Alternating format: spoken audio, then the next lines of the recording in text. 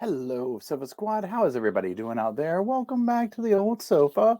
Now, if you are just discovering this channel or if you are from the other channel, welcome back. We've kept the sofa warm. But this is the podcast channel. We are doing this kind of new format where I'm basically doing pre-recorded live chat style videos. And this is just to come and comment on maybe quick updates, things like that. When I don't really have time to schedule a live or any other fast way to talk about them.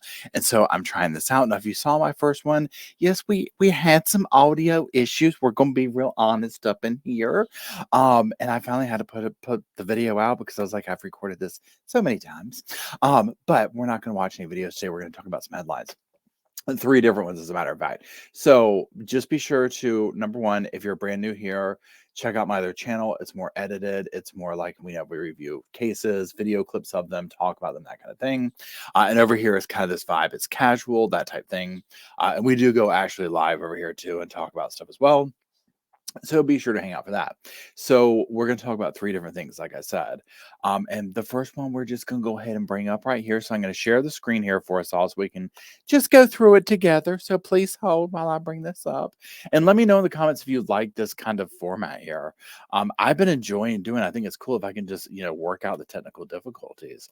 And what I always like to do when I do this is just to make sure we're seeing the same thing over here. So yes, we are. Now, y'all already know. Could anything else with this trial and case get more turned up? I'm just like, oh my gosh. Now, what I'm talking about is Alec Murdaugh trial interrupted by bomb threat. This is very serious. So Alec Murdaugh, this is down in South Carolina. I say down because I'm in North Carolina. It's actually not that far from here. And he is currently in trial right now. Now, this case, y'all, it is so complicated. Literally the 2-cent version is he is was a very prominent attorney, family name, family of attorneys, all this. Basically was accused of taking the life of his wife and one of his sons. And then it all came out that he has major financial crimes. So he is now on trial for what happened to his wife and his son. And that is playing out. And it has been like, whoa, right? So I've really just reported on some key parts to it. And when this popped off and people were texting me, I was like, you've got to be kidding me, right? So we're just going to look through this. So today, meaning February 8th, 2023, the Colleton County Courthouse was evacuated and Alec had been transported to a safe location. Now, remember, all his financial stuff is coming out in the stand. This is like a major blow to the defense, right? That the prosecution was able to get it in there, all these financial crimes to prove motive, because it is not a cute look for him, okay, at all. So we're just going to read through a couple of things. This is just before 12:30 p.m. Clifton Newman, the judge, abruptly dismissed the jurors for a break. After they filed out, he addressed the rest of the gallery, saying, "We have to evacuate the building at this time. We'll be in recess until we discover what's going on." He didn't give any details. As onlookers filed out, police officers urged everyone to leave in an orderly fashion. People in the courtroom the magazine was in the courtroom during the evacuation as onlookers congregated on the sidewalk outside the courthouse. Officials confirmed to people that the Colleton County Courthouse had received a BOMB threat, but are not sharing further details. This is very serious, the police officer tells people. And to know what's going on, everyone needs to stay a safe distance away. And as we see here, some pictures of it. I mean, my God, right? It makes you wonder who did it, right? Almost makes you wonder if he had it done. People confirms that Alec Murdaugh was evacuated from the building via a different route than usual. His family was also ushered out a back exit where they got into SUVs and drove away. Courthouse employees and trial watchers stood outside the courthouse as police set up a perimeter. Squads from nearby jurisdictions have arrived at the courthouse. We'll do a thorough sweep of the building. Now, eventually, court did resume. Obviously, it is what it is. It'll be interesting to see if they are able to find out who did that. But yeah, again, it's the case that keeps on giving. At this point, it doesn't make me bat an eye. Okay. Now, this next case that we're going to go over is honestly one of these, and I'm just like, I don't know what to say about this, right? And I'm just going to put it up on the screen here. Let's get rid of this. No, we don't need that. Let's go back up here. And let me make sure y'all are seeing the same thing that I am. I mean, they cannot try and sell us stuff on here. I mean, come on, y'all. Let's see here. And we're going to present. We're going to stop screen. And then we're going to present. And then we're going to share screen. And we're going to share the screen again. And we're going to go over to a Chrome tab. And we're going to go over to Gabby Petito is who we are talking about now. And we're just going to make sure that we're seeing it. Yes, we are. No, we're not talking about the Coast Guard. We are talking about poor Gabby Petito. So selfie taken by Gabby Petito shows she had a facial injury on the day she was interviewed by Moab police over domestic disturbance call, a lawyer says. This was February 8th, 2023. Now, again, this is another one of those cases that just literally blew us all away. Still kind of is. If you did not follow this, Gabby Petito, Brian Laundrie, they were basically kind of like a van life, social media type couple. They were traveling around doing this and that. And really they came on our map when these videos surfaced of, the stop that happened. And essentially what happened is Brian Laundrie, he shows up back home without Gabby. We've seen this happen time and time again in these cases. And, this happened or that happened. And then he basically disappears. And of course, this has a tragic ending to it in that, Gabby's remains are eventually found. Brian is nowhere to be found, and eventually his remains would be found as well. So there's technically he took the, coward's way out, to be quite honest.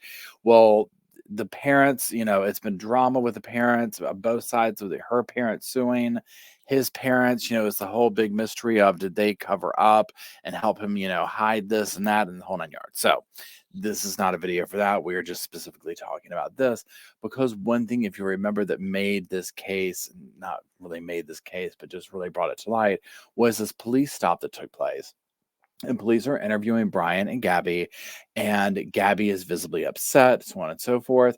And this is like after an incident took place between her and Brian at this place in public, and basically, authorities were called, people were concerned.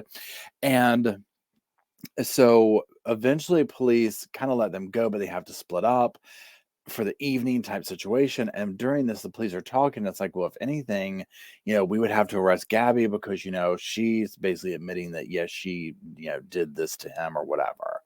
And then not long after this is clearly when he took her life. So that has not set well. Well, now this has come out, right?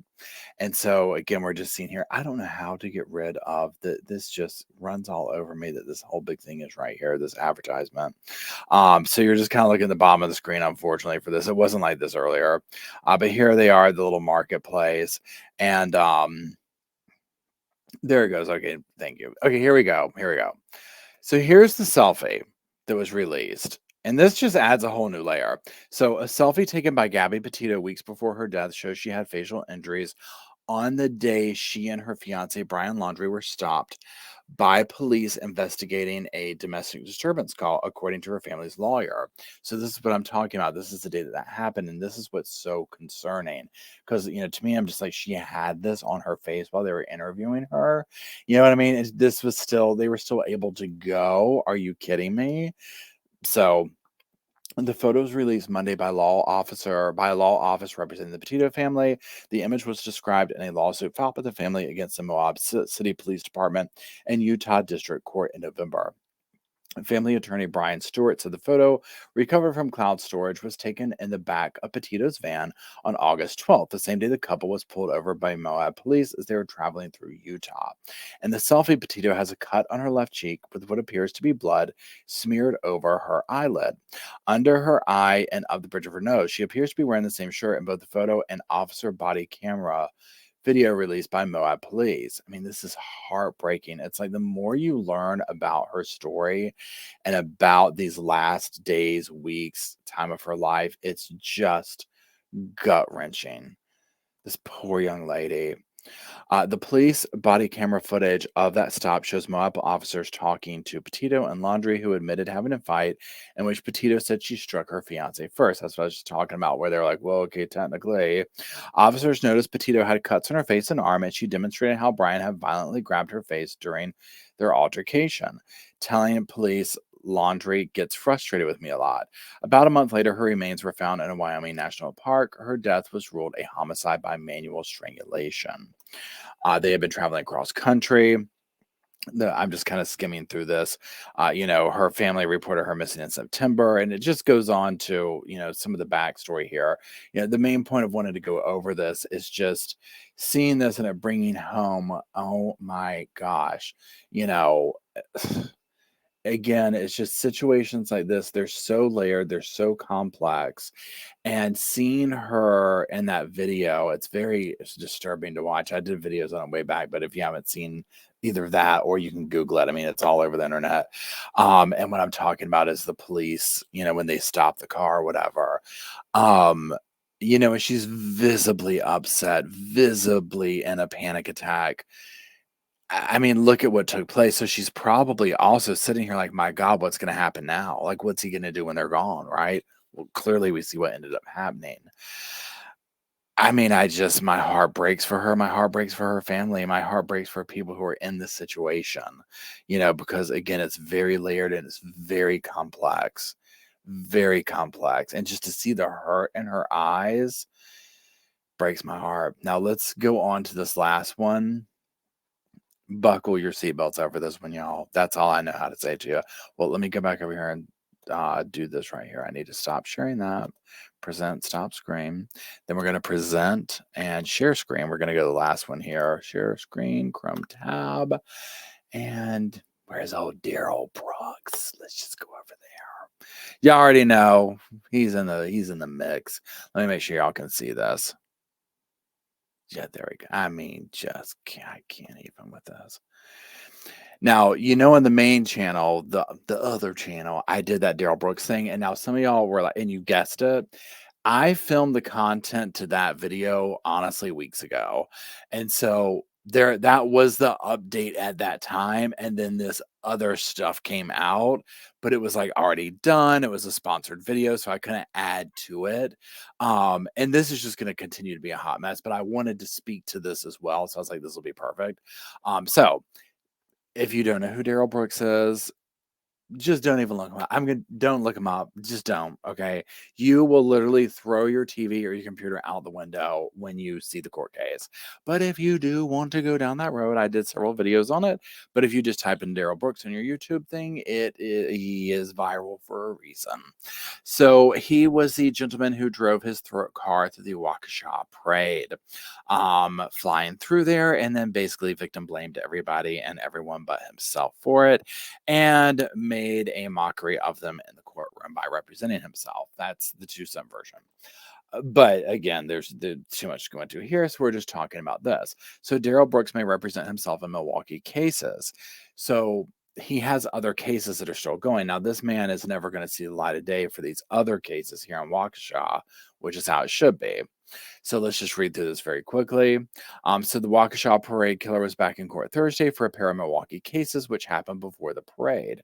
Brooks' attorney said if either Milwaukee case goes to trial, he is prepared to act as his own attorney. Y'all, I mean, I'm sure that was a veiled threat to make them plea out to this, right?